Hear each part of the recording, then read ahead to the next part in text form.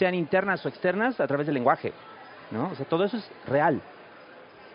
Y si uno no puede establecer la diferencia, o si uno no puede dejarse llevar por ese juego que propone el lenguaje de la imaginación, del disfrute del texto literario, pues no hay mucho que hacer. O sea, a mí me tocó conocer una vez, creo que a ti no te tocó conocerla, porque fue en un taller de hace muchos años, una persona que me salió con que no le gustaba Pedro Páramo porque los fantasmas no existen. Y yo, pues, güey, pues Pedro Páramo tampoco, o sea... Fin de Guadalajara 2025. Por una parte, no debería existir todo este conjunto de denominaciones, cajitas, cajotas, compartimientos donde colocar un libro u otro, estanterías donde aislarlo del resto. Los llamados géneros son útiles para quien vende los libros, a veces para quien los critica, pero para quien simplemente quiere leerlos, disfrutarlos, a veces son un impedimento porque pueden ser desorientadores, pueden imponer expectativas ajenas, pueden hacer que esperemos de un libro lo que no está diciendo, en lugar de que nos adentremos en él para buscar lo que sí nos dice, lo que nos quiere decir. Es un problema con el que la literatura mexicana ha cargado durante demasiado tiempo, aunque venturosamente, ¿verdad? Algo está cambiando, simplemente porque estamos aquí, ahora hablando de este libro, que hace 50 años habría sido casi impensable de publicar, porque había no solamente una confusión, sino una franca reticencia o rechazo, pues, a considerar obras dentro de la literatura mexicana que tuvieran que ver con la imaginación fantástica tal como la maneja Iliana, ¿no? Algo está cambiando, podemos hablar de estos textos, podemos considerarlos ahora, podemos reconocer, para ir contestando a tu pregunta, que no solamente la literatura mexicana admite la imaginación fantástica, sino que además está, digamos, incluyéndola, utilizándola desde hace muchísimo tiempo. No la llamábamos así en otras épocas, no considerábamos que ciertas obras eran de tema, de impronta fantástica, si queremos decirlo de esa manera, ¿no? Pero ahí están. Igual que todas las mitologías de Europa las podemos leer ahora como germen de una narración fantástica, ¿no? Como la mitología griega, o bueno, ya no, yéndonos al extremo, bueno, más hacia el oriente, la mitología sumeria, ¿no? Las retrabajamos, las rehacemos, las reconvertimos en otra cosa, ¿no? Igual también las mitologías de este lado del mundo también pueden ser el germen de eso. También podemos pensar en el Popol Vuh, podemos pensar en los mitos de todos los pueblos originarios de México como germen, ¿no? de una serie de visiones que, más allá de lo que convencionalmente consideramos real o posible, ¿no? Y que a su vez, precisamente porque empujan contra esos límites, nos permiten vislumbrar otro tipo de experiencias, otro tipo de pensamientos que no son los convencionales, ¿no? De igual forma, yendo más para acá, para el presente, viendo como todas las obras en las cuales podemos encontrar o podemos encontrarnos dentro de esas experiencias límite, extrañas, inusitadas, insólitas, etcétera, pues podemos ver que esa tradición, aunque ha sido en muchas ocasiones torpedeada, oscurecida, ninguneada, como decimos acá, pues no ha desaparecido. No ha desaparecido nunca desde aquellos tiempos. Podemos encontrar una línea fantasmal, pero continua, de obras desde aquellos ayeres, desde aquel pasado, hasta 90 millones de soles de Iliana Vargas. Y eso es muy interesante, poder hacerlo ahora, ¿no? Poder decirlo ahora en un entorno como la FIL, ¿no? Cuando en otra época no se habría podido. ¿Quién sabe si en el 87, cuando empezó la FIL, habríamos podido tener una presentación así? Pero ahorita sí la tenemos, ¿no? Entonces, algo está cambiando. Yo creo que una narrativa como la de Iliana Vargas, que yo he podido ver desarrollarse a lo largo de todo este tiempo, yo tengo todos los libros que mencionó.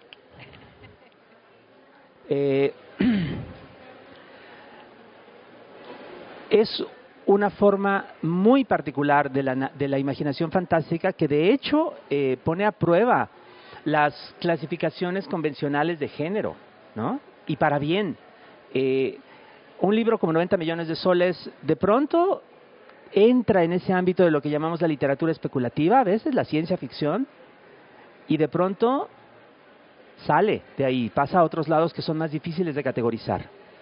Entra como a ese ámbito de los sueños, que también es como otra vertiente o como otra playa de la literatura fantástica, y se va para otra parte, ¿no? La narrativa onírica, la experiencia como sonambúlica o hipnótica que tiene uno cuando lee, por ejemplo, a Lewis Carroll, ¿no? O cuando lee a Philip K. Dick, o cuando ve como que es una referencia que está claramente en la escritura de Iliana, cuando uno ve algo como Twin Peaks de David Lynch, ¿verdad? Aquí le venimos haciendo homenaje, que está citado en varias ocasiones en el libro, y varias cosas más. Yo no quisiera como hacer una especie de desmenuzamiento de todas las influencias que están por lo demás bastante bien marcadas en los epígrafes que trae el libro. Son como puertas de entrada por donde uno puede empezar a leer o puede empezar a establecer relaciones y puentes entre lo que nos cuenta Iliana y otros muchos ejemplos pues de la imaginación fantástica. Insisto, no quiero hablar de todo eso porque ya está aquí, pero lo que sí quiero decir es que toda esa variedad de puntos de partida, de puntos de llegada, de trayectorias dentro de la narrativa de Iliana es una muestra de que su literatura es una literatura extremadamente única, individual, porque está, y esto yo lo he visto creo desde el comienzo, no sé qué pensarás tú, me parece que siempre has estado como muy deliberadamente dando una vuelta a la izquierda cuando se espera que des una vuelta a la derecha, saliéndote de las prescripciones de un género cuando se supone que tendrías que estarte asentando en ellas, ¿no? No sé si por terquedad, no creo, más bien porque, o bueno, no sé, pues, también estaría bien, más bien porque la experiencia de la escritura de cualquier persona, de cualquier autora o autor que ustedes conozcan, en realidad es una experiencia también única e individual, una experiencia que si se deja asentarse en esa trayectoria personal, en esa búsqueda que proviene a fin de cuentas de lo más recóndito de cada quien, si uno dejara transcurrir esas búsquedas sin ninguna obstrucción acabarían llegando siempre, me parece, a lo visionario, es decir, al encuentro con una realidad extrema que es al mismo tiempo física y espiritual y en la cual se manifiesta de alguna forma algún tipo de revelación. No una revelación religiosa, no una revelación filosófica, una revelación humana, profundamente humana, articulada a través del lenguaje que, como sucede con toda la literatura, resuena en nosotros. Nada más que esa revelación, al contrario de lo que sucede con otras trayectorias de escritura, resuena a través del desconcierto, de la sorpresa, de la maravilla, el asombro, la incógnita, a veces el miedo también. Casi ninguna persona entre las que escriben y publican se deja ir por entero hacia esa experiencia visionaria. Usualmente se acomodan en un género, se acomodan en una forma, se acomodan en cierto tipo de contenido, pues porque el mundo es así, pues, ¿no? Cada trayectoria literaria es como cada trayectoria personal, está sujeta a quién sabe qué cantidad de factores externos de todo tipo. Pero cuando podemos llegar a tener una obra visionaria, lo que sucede es que el contacto que hace con los seres humanos que la rodean, que la buscan, la frecuentan, o sea, con nosotros que estamos leyendo, siempre es un contacto que sacude, que demuele, que pone a temblar un poco, porque llega a un cierto, digámoslo así, límite del lenguaje, límite de lo que se puede decir, límite de lo que se puede describir, aunque lo estemos experimentando de manera cabal. A mí me parece que eso ocurre con la obra de Iliana Vargas, y me parece que ocurre para bien. Iliana es una escritora muy peculiar, pues, dentro de su generación, dentro de su ámbito, ¿no? Aunque la clasifiquemos dentro de este campo, digamos, tan difuso, pues, de la imaginación fantástica, que sí es totalmente justo, siempre vamos a encontrar que hay una sorpresa, siempre vamos a encontrar que hay un punto oscuro, siempre vamos a encontrar, para regresar otra vez a nuestro querido David Lynch, siempre vamos a encontrar que hay un pasillo que se abre en el texto, al fondo del cual no se ve nada porque está todo oscuro, y entonces lo que va a suceder es que no vamos a tener otro remedio que meternos en el pasillo y adentrarnos en lo oscuro. Y entonces, ¿quién sabe qué va a pasar con el texto y con nosotros? Esa experiencia es una que casi nadie en ninguna literatura puede dar. Y esa es una experiencia que este libro nos la da varias veces, en cada uno de sus cuentos, y a veces más de una vez en cada cuento. Entonces, ya dije demasiado, pero esa es mi respuesta. Muchas gracias, Alberto. Bueno, en principio, ¿nos puedes hablar en general de la concepción de 90 millones de soles? Si es una colección de cuentos, si es parte de algo que se injerta en un proyecto mayor. ¿Cuál es la razón de 90 millones? Bueno, antes que nada, gracias por estar acá a todas y todos. Gracias, Alberto, por todas esas cosas.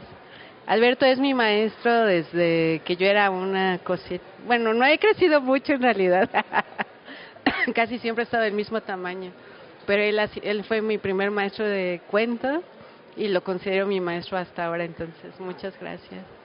Y Alejandro lo conozco también desde que era muy jovencita. Tomábamos café jarocho en Coyoacán. Entonces, esta reunión es así como muy importante también por eso.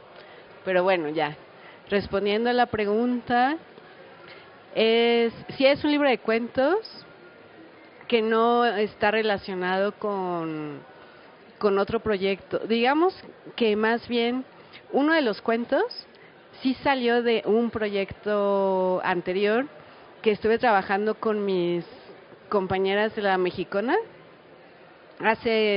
Creo que en el 2021... nos invitaron a hacer una novela entre las 4 y aparte invitamos a Marta Rivapalacios. Y a partir del capítulo que a mí me tocó hacer en esa novela, me quedé con la idea de que de ahí podían salir más cosas. Como que dije, no, eso daba para mucho más. Entonces, a partir de ahí hice este cuento de Destierro, ¿no? Es el único como que podría decirse que partió de un proyecto anterior, pero además se fue como por otro lado. O sea, el cuento de Destierro empieza en un momento en donde el capítulo que a mí me tocó escribir, pues también, o sea, digamos que es como la parte paralela del inicio de ese capítulo, ¿no? Y se desarrolla mucho tiempo después y porque yo me quedé con la duda, dije, ¿qué habrá pasado con esos personajes? Entonces, a partir de eso yo quise hacer ese cuento, ¿no? Pero los demás, pues son cuentos que nacieron de borradores que ya tenía antes de la pandemia, tal vez, sí. O sea, tenía como algunos apuntes por ahí guardados, pero cuando entré a trabajar a donde estoy ahora, me abdujo el pesar laboral y me olvidé de esos cuentos hasta ahora que Jimena me pidió algo y dije, está bien, voy a revisar, voy a reescribir. Y cuando me di cuenta de lo que tenía, dije, no, es que todo esto, o sea, sí son buenos puntos de partida, pero ya no es lo que yo quiero decir ahora, ¿no? Ya había cambiado mucho mi visión de la pandemia hasta este año, cambió muchísimo y les di muchas vueltas, trabajé con muchas ideas que han estado latentes en mi escritura todos estos años, pero ya están más como centradas o más afiladas o como que quieren otras cosas de la Eliana del 2020, ¿no? Entonces siento que son muy distintos de cómo eran cuando yo los imaginé la primera vez.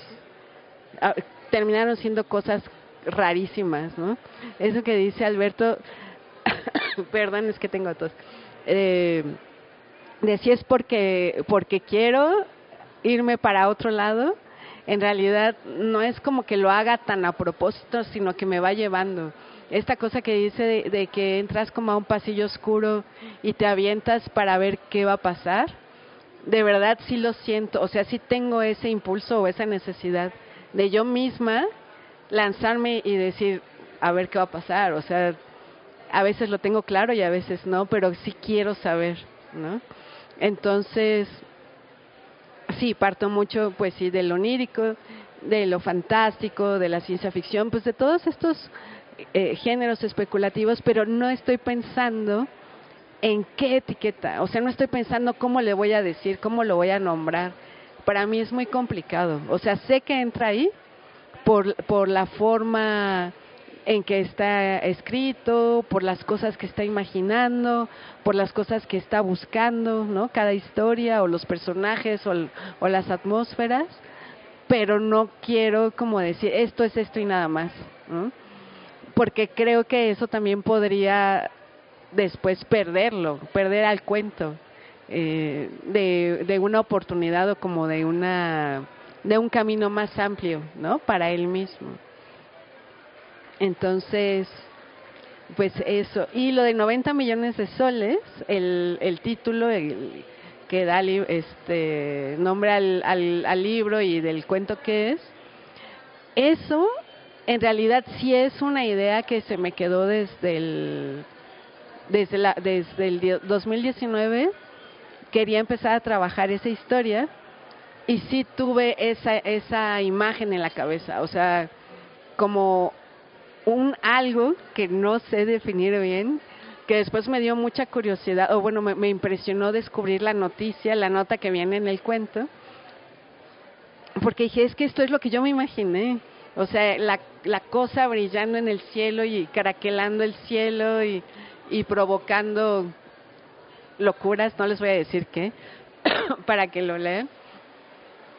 Sí me lo había imaginado y sí había pensado en ese título ya desde ese entonces. O sea, es de esas cosas, a mí me pasa mucho eso con mis historias, como que intuyo y después como que se tienen que quedar, ¿no? Como que o lo sueño o ya lo tengo dándome vueltas en la cabeza durante mucho tiempo y es eso lo que se queda al final, ¿no? Como si viniera del futuro, como si alguien me dijera un mensaje del futuro, no sé, es como que bien raro, ¿no?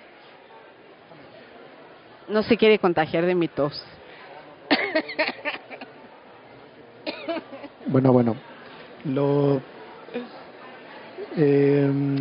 bueno, antes de hacer otra pregunta, quiero decirles que, bueno, pues el ilustrador de la camisa de 90 millones de soles es el ilustrador Isidro Esquivel, que creo que hizo un gran trabajo en ilustrar en principio el relato que le da nombre al libro. Y pienso si ayer, después de la presentación de Entre Tinieblas, alguien del público se me acercó y me preguntó, supongo yo, que alguien que intentaba escribir me dijo, bueno, pero entonces para ti, ¿cuánto de realidad debe haber en un cuento fantástico? ¿O qué tanto debe estar anclado a la realidad un cuento fantástico? Yo no les digo qué le respondí, pero ustedes, si les hicieran esa pregunta, ¿qué responderían? Híjole, es una buena pregunta, porque finalmente, pues todo lo fantástico nace de lo real. Y lo que yo hago es convertirlo, o sea, tomar la realidad y convertirla en esta otra cosa que puede ser fantástica, puede ser ciencia ficcional, puede ser cualquier otro género o puede ser una mezcla de todos estos géneros, ¿no? Digamos, es real en el sentido de que yo tuve la experiencia, sí, yo la viví, ¿no? Yo tuve como esa experiencia o tuve el sueño o yo lo imaginé y aunque haya sido imaginación, pues es real porque sale de mi entidad, ¿no?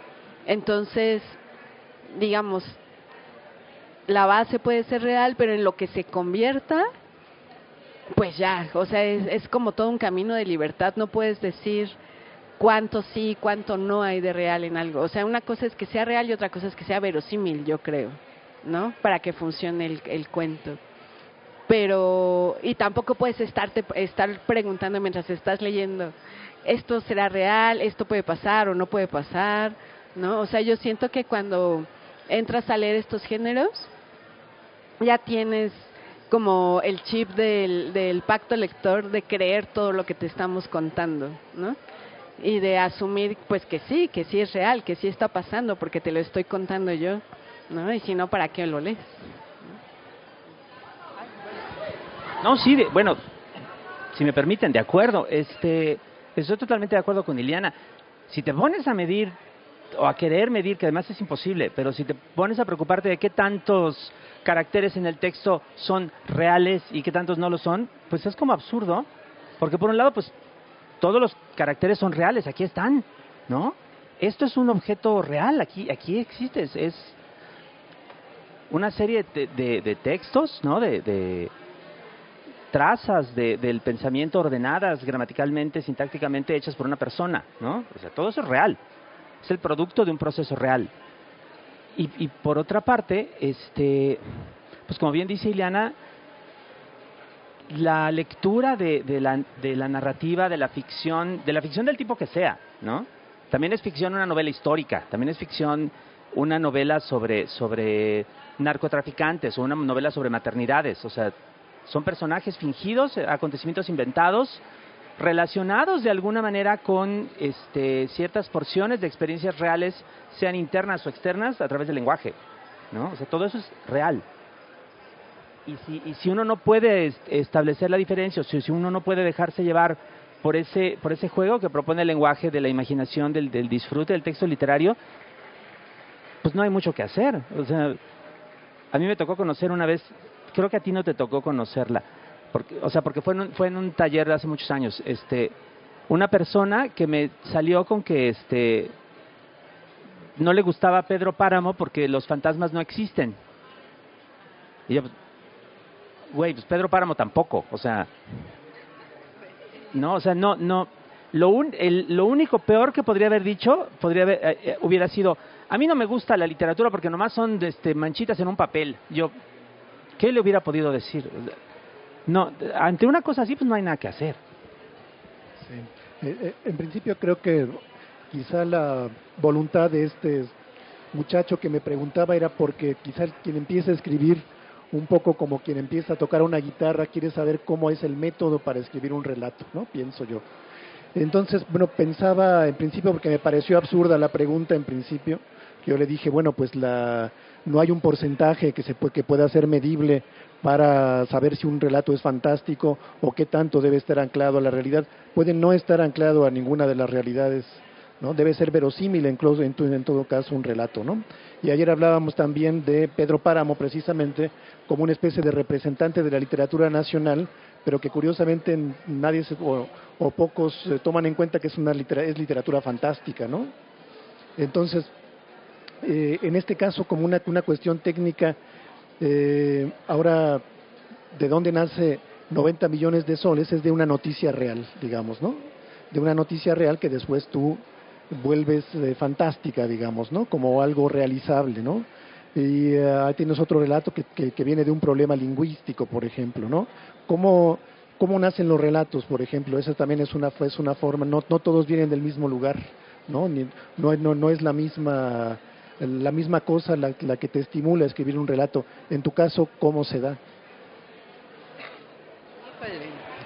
¿De dónde vienen? Y sobre todo estos, qué complicado, porque en realidad es como si es un poco como lo representó este chico, es como si cada cuento habitara en una esfera, como en una dimensión propia, como si fuera un ecosistema. Entonces es un poco difícil como decir que es un paso A, paso B y paso C, o sea, como que eso a mí nunca me funciona. Yo no puedo escribir ni con fórmulas, ni con recetas, ni con rituales, ¿no? Porque luego me preguntan, ¿qué ritual haces para escribir, no?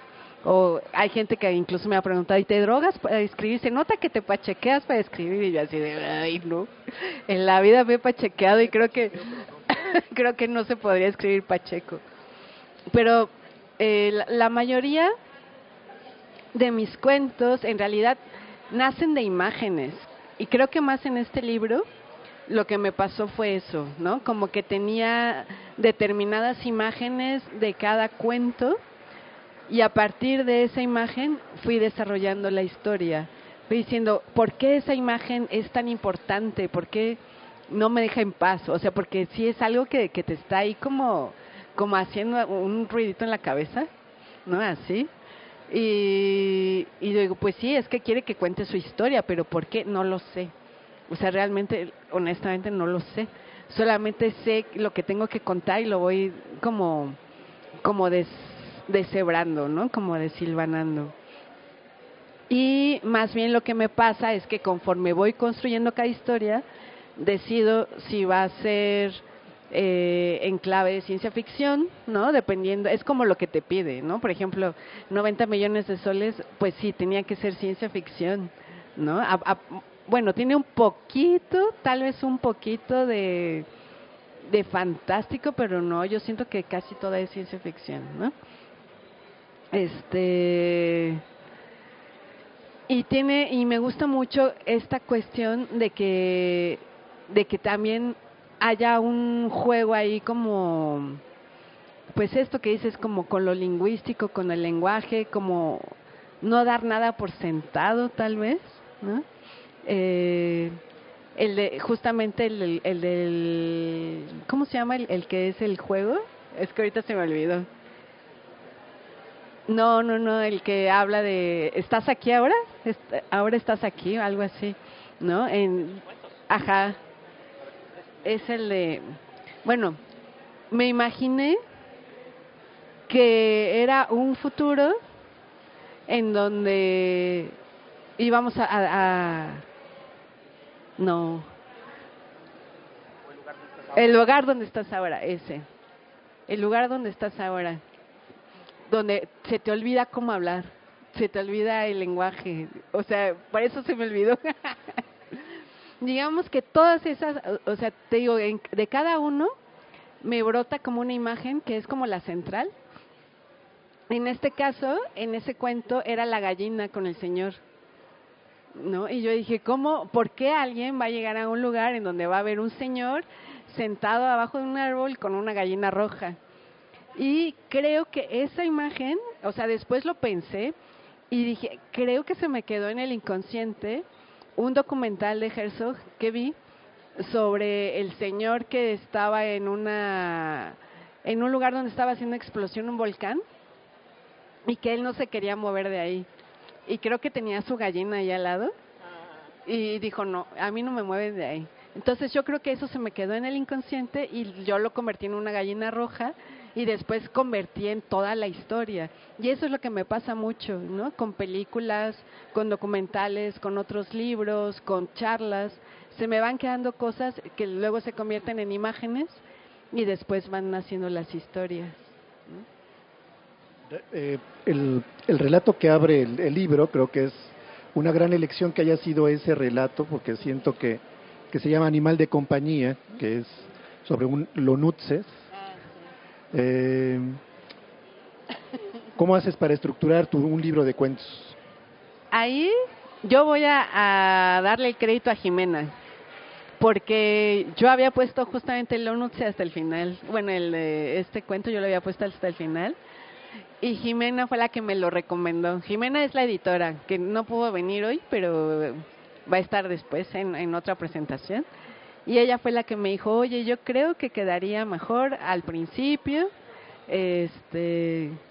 porque es como el que menos se relaciona con los otros, ¿no? Como que tiene un mundo muy, muy aparte.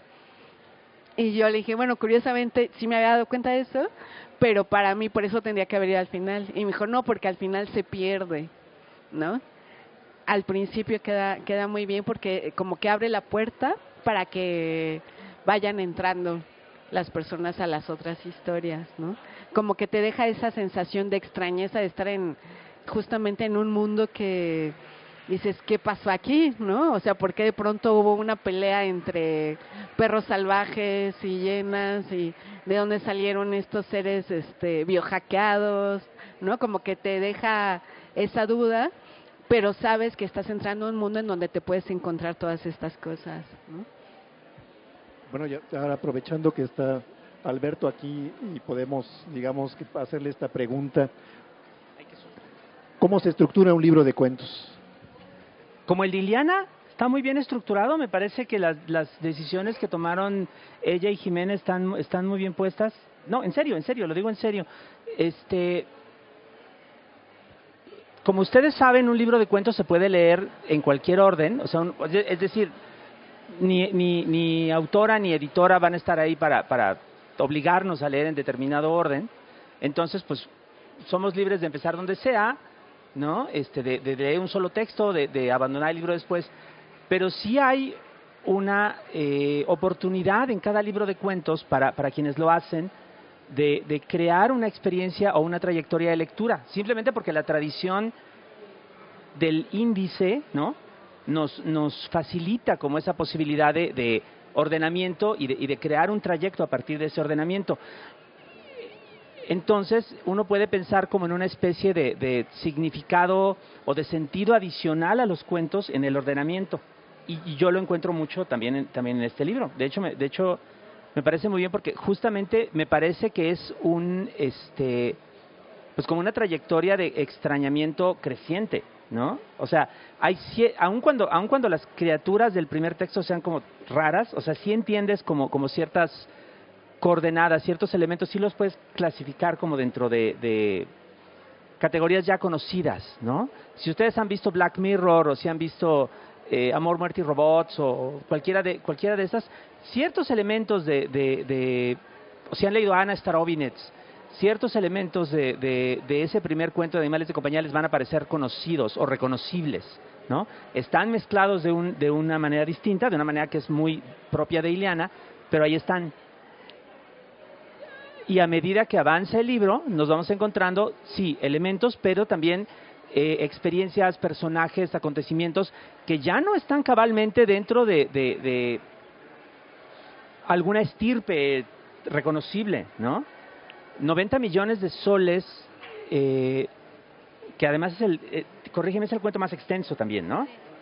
90 millones de soles es una experiencia muy suya, es decir, lo que impera, sobre todo lo que tiene la primacía, son estos elementos visionarios, extraños, súper personales de Iliana que los inventa para este texto, que no necesariamente los vamos a poder encuadrar en categorías, ¿no? O sea, el robot, el cyborg, el vampiro, no, pues, pero tú me entiendes.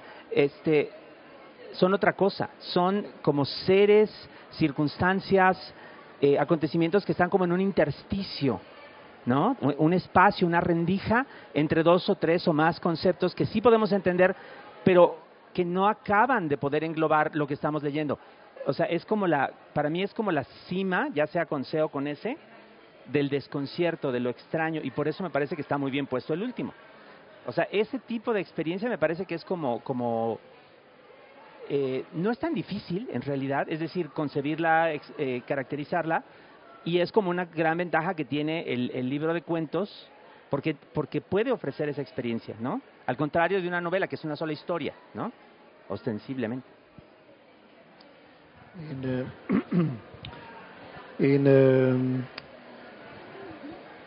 Déjame pensar qué era lo que iba yo a decir, porque ya se me estaba olvidando. Siempre para la gente que escribe hay como dos tipos de libros, creo yo, ¿no? O para la gente que lee y escribe, ¿no? Hay libros que uno lee, unas novelas que uno lee y le fascinan, pero no son libros que te lleven a escribir, ¿no? Hay lecturas específicas que te llevan a escribir que a veces no son tus libros favoritos, ¿no? ¿Qué libros los llevan a escribir?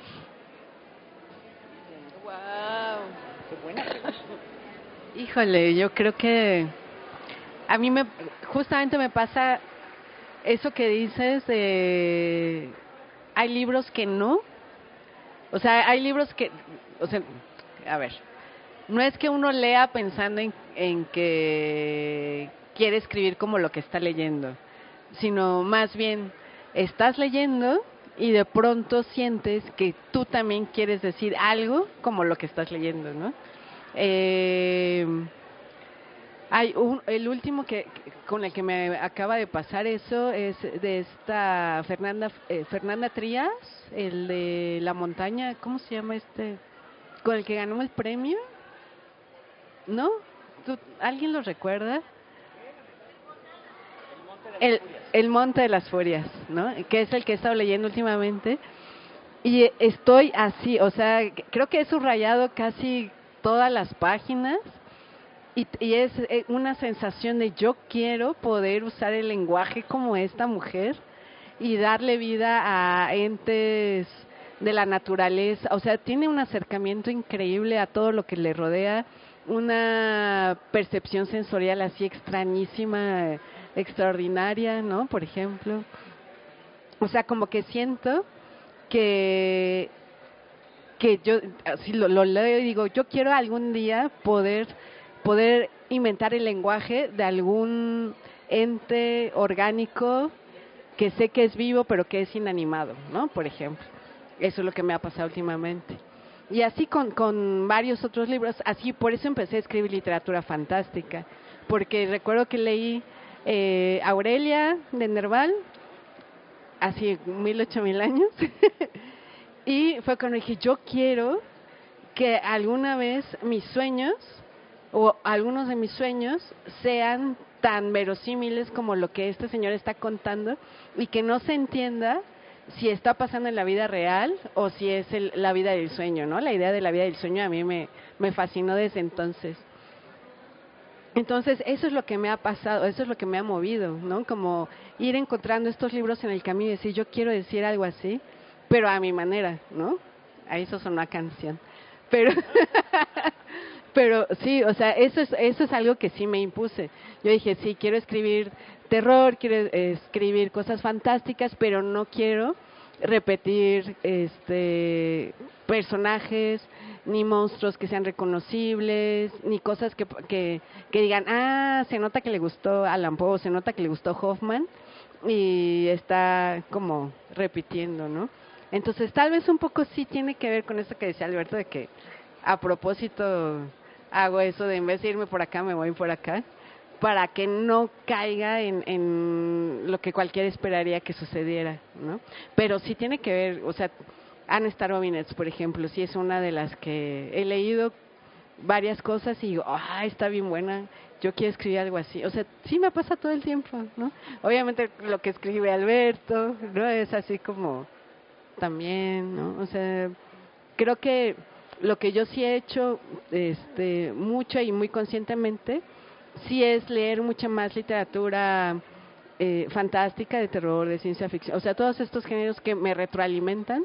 La verdad sí leo mucho más de esto que de otros géneros, aunque sí leo otras cosas, pero sí lo hago como con la intención de saber lo que ya existe para tratar de no repetirlo, pero también de seguir aprendiendo, ¿no? Porque siento que solo así es como estar constantemente en contacto y en diálogo con todas estas visiones de estos autoras y autores, ¿no?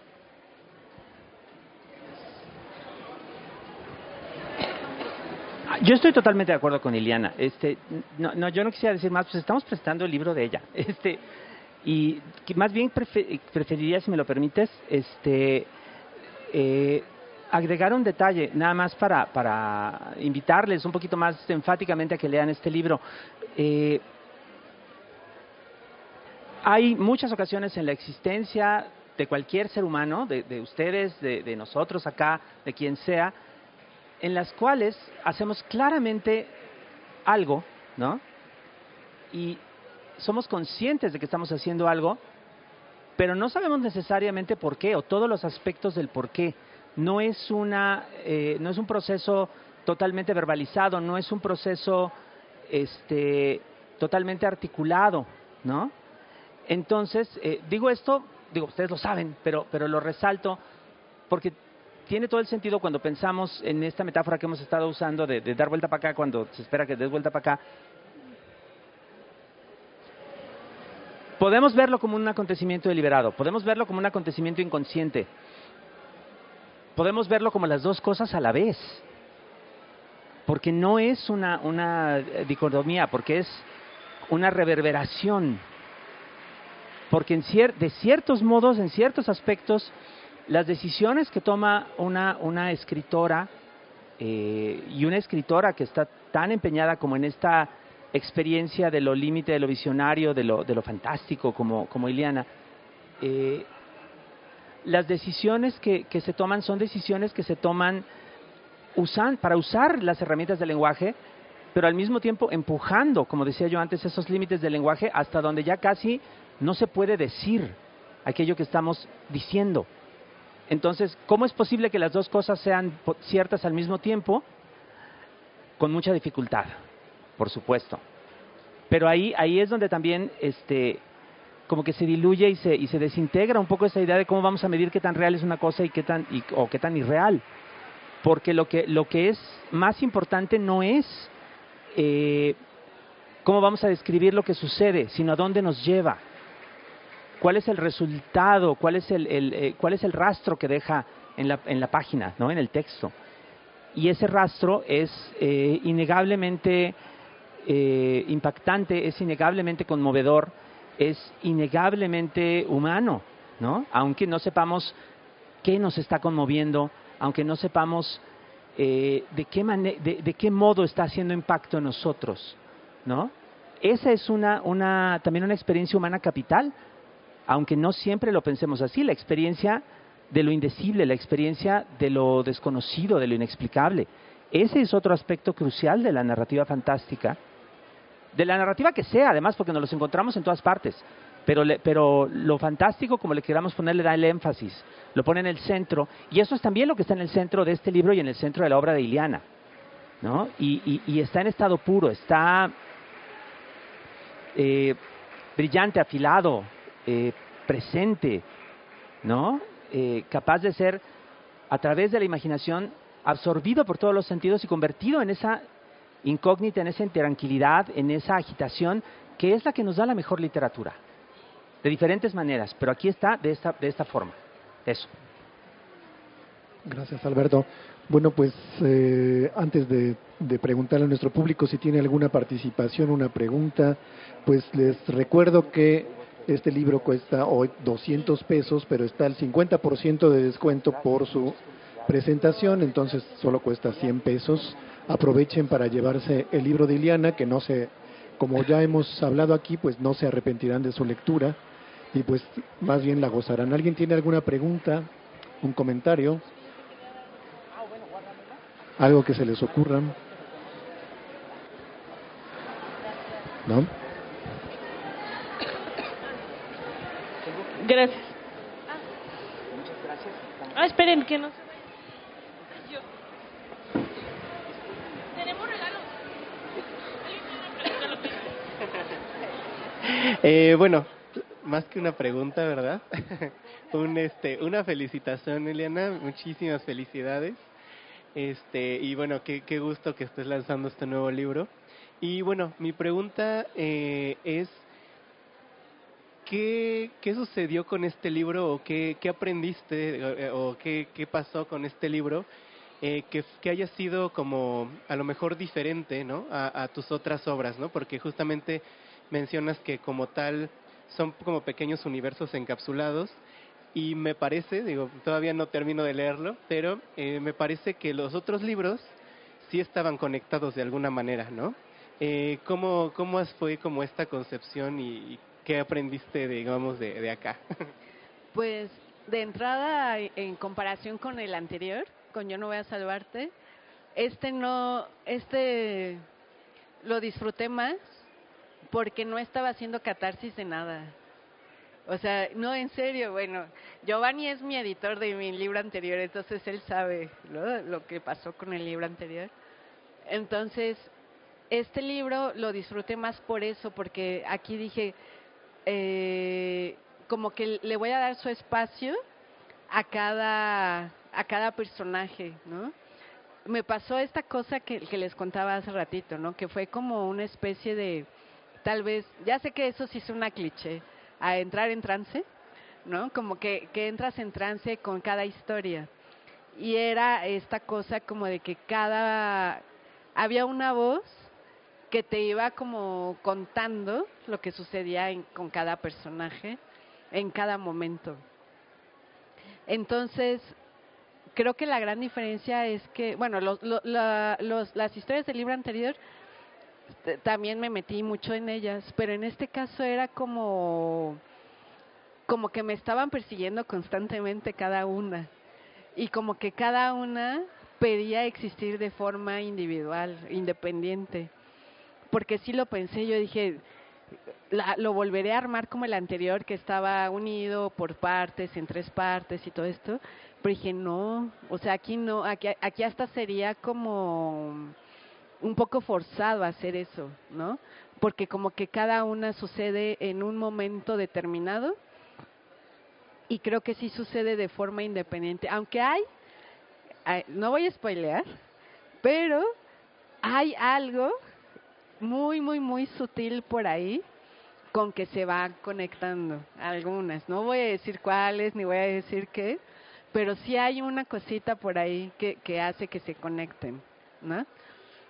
Y me di cuenta de eso ya hasta el final, o sea, tampoco fue intencional, ¿no? Sí fue así como, estoy hablando de esto acá y acá, ok, ¿no? De ahí también dependió un poquito de cómo acomodé algunos. Pero no les quiero decir porque ahí sí va a ser como spoiler total y acá me va a decir de qué se trata. Giovanni me perdonó muchos spoilers en muchas presentaciones, pero Ale no sé. Y pues eso, o sea, eso fue lo que mi gran diferencia, ¿no? Como que lo disfruté muchísimo. Como que sentí que estaba volviendo a escribir porque además pues había pasado mucho tiempo sin poder escribir, ¿no? De solamente estar viendo cosas de la oficina y con el lenguaje de la oficina y los libros de texto y así, yo toda como zombie, y volver a apropiarme de la palabra, del lenguaje, de mi propia, fue como volver a buscar mi propia voz. O sea, ya sé que es rarísimo después de haber publicado 4 libros, pero sí fue como reencontrar, así dije, sí sé escribir, porque la verdad es que sí lo estaba dudando ya, o sea, dije, sí seré capaz de volver a escribir un libro. Entonces, entre eso y que coincidió con el proyecto de la novela breve al mismo tiempo, como que algo se estalló en mi cabeza, ¿no? Como que dije, este es el momento, ¿no? Como de volver a explorar el lenguaje y estos mundos. Y aparte, como que también tener un poquito más claro cuál era mi búsqueda en torno a lo especulativo, ¿no? O sea, bueno, si alguien ha leído todos mis libros anteriores, se habrá dado cuenta de que solía ser o suelo ser como un poco apocalíptica y un poco pesimista y así como un poco sádica tal vez, ¿no? Y luego todo el mundo me decía, es que si tus personajes vivieran harían una manifestación para reclamarte que los matas a todos y no sé qué, bla, bla. Y en este caso, yo dije, voy a tratar de hacer cosas menos catastróficas, aunque hable de distopías, y aunque hable de fines del mundo, y aunque hable pues de monstruos y de otros seres, pero quiero hablar un poquito de esperanza. O sea, quiero explorar un poquito por ahí, quiero saber si soy capaz de hacerlo.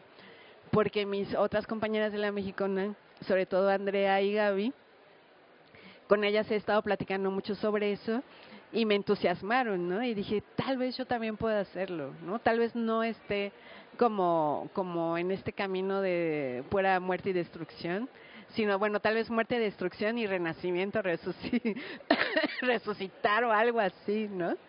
Y para eso me ayudó mucho un amigo al que le dedico el libro, que es con quien he estado platicando todo este tiempo, todos estos años, porque también lo conocí en la oficina, y como que con él es con quien puedo como retroalimentarme también, ¿no? Así como sobre todos estos temas y sobre todo las búsquedas, ¿no? Así como estar pensando en que no todo está echado a perder, sino que hay posibilidades, ¿no? En el hecho de especular, en el hecho de imaginar, en el hecho de jugar, ¿no?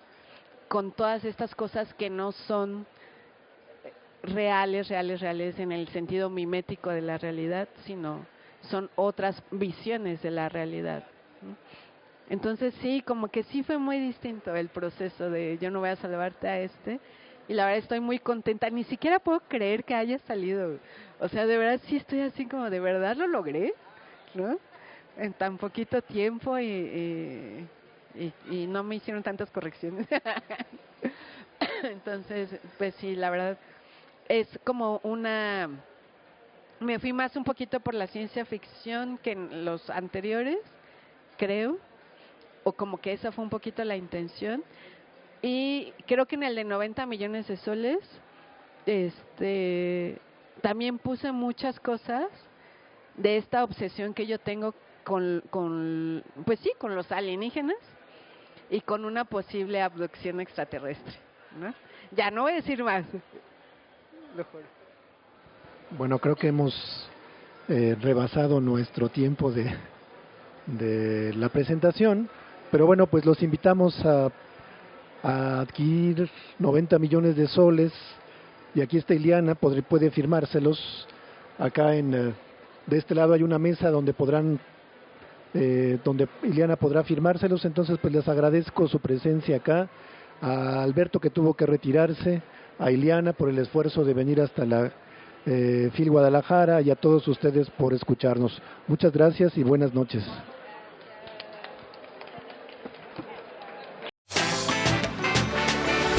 Libros WAM, Laboratorio de Futuros.